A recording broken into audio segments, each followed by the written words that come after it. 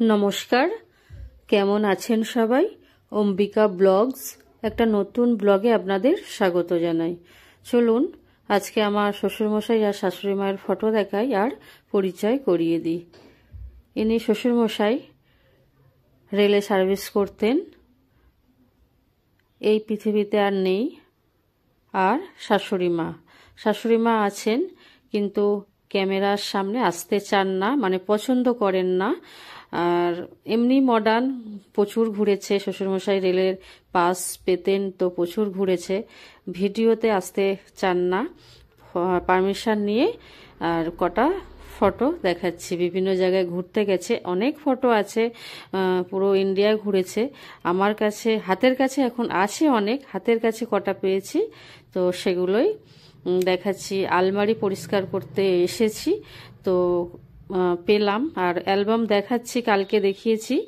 আর second অ্যালবামটা আজকে দিতাম, আজকে দিচ্ছি না, কালকে পার্ট 2 দেব। আর এই ফটোগুলো আবার আমি শাশুড়ি মাকে ফোন করে এই ফটোগুলো দিচ্ছি, দেখাচ্ছি। আর বাচ্চারা সবাই পড়তে বসেছে, আর আমি কি করব, আর ভাবলাম আলমারিটা একটু পরিষ্কার করে নিই। আর ময়লা পড়েছে, এ নতুনই হয়েছে, তারপর থেকে আর পরিষ্কার হয়নি। দীঘা গিয়েছিলাম, জিনিসপত্র কিছু নিয়ে আসছিলাম দীঘার স্মৃতি হিসাবে, তো ধুলো পড়েছে প্রচুর। পরিষ্কার করি, তারপরে রান্না করতে যাব, রুটি তৈরি করব। এইগুলো আর আমরা যখন ব্যাঙ্গালোর থেকে আসি, এই 1.5 বছর এসেছি, তো এসেই শুরু করেছিলাম, বছরখানেক তৈরি হয়েছে আলমারি, 1 বছর হয়েছে। তারপর থেকে আর হাতই দেওয়া হয়নি, সেই যা পরিষ্কার করেছিলাম। দেখুন কত ধুলো, এগুলোকে নামিয়ে আর ভালো করে পরিষ্কার করে আবার এগুলোকে সাজিয়ে রাখবো। দেখুন পুরো ধুলোয় ভর্তি। আর এগুলো একসাথেই দীঘার ভিডিও আছে, তো খুঁজতে হবে, খুঁজে শেয়ার করব। অনেক ভিডিওই আছে, পুরনো ভিডিও প্রচুর আছে, তো একটু একটু করে সমস্ত সামনে নিয়ে আসব। কত সুন্দর সুন্দর ঠাকুর আর ঝিনুক আর কড়ি, মানে সমুদ্রেরই জিনিসপত্র দিয়ে বানানো। এইগুলো অ্যাকচুয়ালি যেটা বুঝলাম, দীঘা থেকে ওঠে না, সমুদ্র থেকে ওঠে না। সমুদ্রে তো শুধু মাছই পাওয়া যায় আমাদের এখানের দীঘাতে।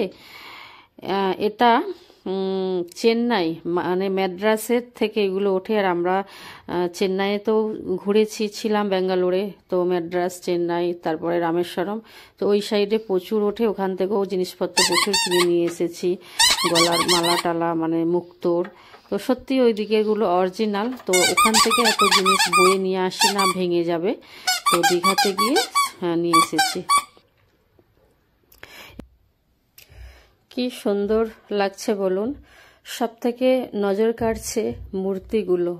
দেখুন, তারা মা কালীর মূর্তি, বাবা জয় বাবা লোকনাথের মূর্তি, তারপরে এইসব ঝিনুক টিনুক দিয়ে হাতি, ময়ূর, এখানে গোপাল, এটা বজরংবলী। এত সুন্দর পাথর দিয়ে বানানো, আর তার উপরে আবার শঙ্খ, মানে শাঁখ, ঝিনুক দিয়ে, কড়ি দিয়ে, আর সমুদ্রের ছোট ছোট গেরি গুগলি দিয়ে, তো দারুণ। এখানে দেখুন ঝিনুকের ওপরে ময়ূর, আর এগুলো কালারিং করেছে, ওটা কালারিং করেছে, ওটা সাদাই আছে। তো পুরীতে পাওয়া যায়, পুরী গিয়েছিলাম, তো ওখান থেকে এরকম ঝিনুক অনেক উঠিয়েছিলাম। তো আমি বানাবো বলে কুড়িয়েছিলাম, তো বানাতে পারিনি কিছু, তো রাখা আছে, ঝিনুক রাখা আছে। ওই দিকের পাট শেষ, আর মোটামুটি গোছগাছ করে নিয়েছি, আর দেখাই না, আর কি দেখালাম তো। আর এই দিকে এই সাইডে আবার সব কসমেটিক, মানে হার চুড়ি সব ছড়িয়ে ছিটিয়ে আছে। আর দীঘা থেকে কত শঙ্খ নিয়ে এসেছি, তো সেটাই দেখাচ্ছি। এগুলো নাকি দীঘাতেই পাওয়া যায়, তৈরি হয়, আমার কোনো আইডিয়া নেই, তো প্রচুর দাম কম। আর আসলি শঙ্খই বলেছে, তো বলতে পারবো না আর আসলি কি নকলি। তো শাঁকও নিয়েছি। আর শাঁকটা ঠাকুরের কাছে আছে, আর দেখাতে পারবো না এখন, খুব ভারী শাঁক আর দাম কম। কিন্তু এরকম এইগুলো পড়েছিলাম, আমি অনেক দিন পড়েছিলাম, তো এরকম একটু কালো হয়ে গেছে। এগুলোকে পরিষ্কার করলে আবার ঠিক হয়ে যাবে। আর ওগুলো এখনো পড়া হয়নি, রাখা আছে বেশ একদম গোল। তারপরে অনেকে যখন কসমেটিকের দোকানে যাই, শাঁখার ডিজাইন ভালো লাগে, জিজ্ঞাসা করে যে এইগুলো কোথার থেকে নিয়েছো, আর বললে ওনারা বলে আসলি শঙ্খ না, আর এগুলো মানে কিছু পাইল করে মেশিনে তৈরি হয়। তো এইগুলো দেখুন আসলি শঙ্খ। তো এটা নিয়েছি আমাদের এখান থেকে, দোকান থেকে কেনা। তো আমারও তখন মনে হলো যে হ্যাঁ সত্যিই হতে পারে এই ব্যাপার। আর ওই দিল্লি বলছি, দীঘা থেকে আর 100 টাকা করে জোড়া শাখাগুলো। তো রাখা আছে, থাক। বিভিন্ন জায়গার একটা সিঁদুর কৌটো নিয়েছি।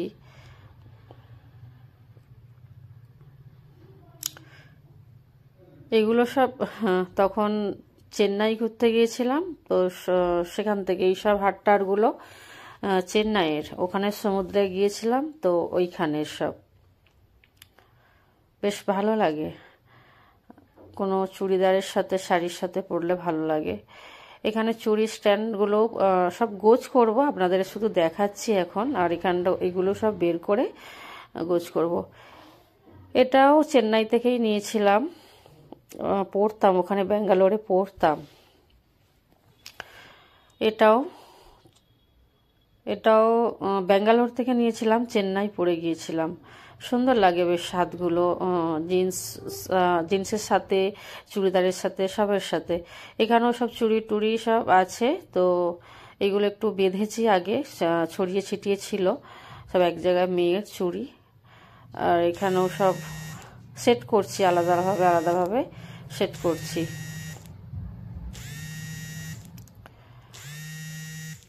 তো এইগুলো তো এই বাড়িতে আছে। আর কলকাতাতেও প্রচুর কসমেটিক।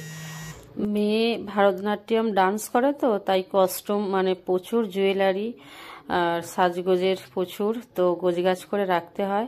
এখানে আমার চুড়ি আর মেয়ের চুড়ি প্রথমেই দেখালাম। তো এগুলো কোনো বিয়ে বাড়ি হলেই, কোনো পুজো হলেই পরা হয়। আর নন বেঙ্গলি বিয়েতে যখন অ্যাটেন্ড করি চুড়ি পরলে ভালো লাগে, এই ব্যাপার। তো মোটামুটি আর গোছগাছ হয়ে গেছে আমার।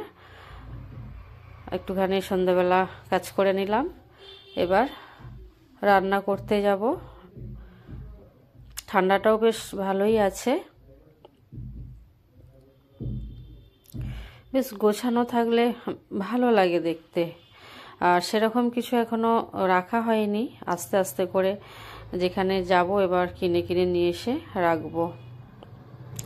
আমার রাখা আছে মানে বক্সেতে, এখন সময় পাচ্ছি না, তো তাই সাজাতেও পাচ্ছি না। অনেক কিছু আমার বক্স খাটের ভেতরেও সব প্যাকিং করা আছে, ব্যাঙ্গালোর থেকেও নিয়ে এসেছি, খোলা হয়নি, সময়ও পাচ্ছি না। ছেলে মাধ্যমিক দিয়েছে, এবারে 11-এ পড়ছে। আবার মেয়েকে নিয়েও প্রচুর চাপে আছি, নাচ গান পড়াশোনা, এই ব্যাপার। এই করেই চলছে। তো যার কারণে সমস্ত শেয়ারও করতে পারি না, যতটুকু শেয়ার করি ততটুকুই আপনারা দেখেন, ভালোবেসে দেখুন, ভালো লাগবে আর কি। আর আমার রুটি হয়ে গেছে, ডিমের ভুজিয়া বানাবো। আর আলু চচ্চড়ি প্রথমেই বানিয়েছি, টপগা, সিম্পল খেতে ভালোবাসি আমরা। আর এই ডিমের ভুজিয়াটা আমি একটু পেঁয়াজ কুচি, রসুন কুচি আর তেল লঙ্কা ছিল, তো ওটাই দিয়েছি, বেশ ভালো লাগে। কাঁচা লঙ্কা দেওয়া হয়নি। আর এটা আমি একদিন করে খেয়েছি, তো দেখলাম বেশ ভালোই টেস্টি, রুটির সাথে ভালো লাগে। তো এইভাবেই ডিমের ভুজিয়াটা বানাবো। আর ছেলে মেয়ে হাজব্যান্ড সব কম্বলের ভেতরে, লেপের ভেতরে পড়াশোনা করছে। আর আমি রান্নাটা করে খাওয়া দাওয়া করে আর শুয়ে যাব। ঠান্ডা, একদম কনকনে ঠান্ডা। আর ওপরে বাড়ি হয়ে গেছে বলে নিচের ঘর এত ঠান্ডা, কনকন করছে। আর গ্রামের দিকে তো প্রচুর গাছপালা, তো সেই কারণে ঠান্ডাটাও বেশ ভালোই। ব্লগটা কেমন লাগলো প্লিজ কমেন্ট করে জানাবেন, লাইক করবেন, শেয়ার করবেন, সাবস্ক্রাইব করুন, পাশে থাকুন। আরও নতুন নতুন ভিডিও বানাতে ভালো লাগবে। আর আমি ভিডিও সেই ঠিক মতো করে বানাতে পারি না, আমার প্রচুর প্রচুর কাজের চাপ থাকে, তো সেই কারণে আমি সব কিছু শেয়ার করতে পারি না। পরে পরে ভয়েস দিই, ভিডিও করে রাখি। তো এইভাবেই দেখতে থাকুন। তো চলুন তাহলে আজকের মতো টাটা, আবার নতুন ব্লগে দেখা হবে। আপনারা সবাই ভালো থাকুন, সুস্থ থাকুন, এই কামনাই করি ঈশ্বরের কাছে।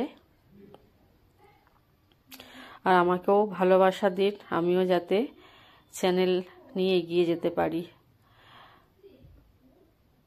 আমার এই ইউটিউব ভিডিওই আমি ফেসবুক পেজেও শেয়ার করি, অনেকেই দেখেন।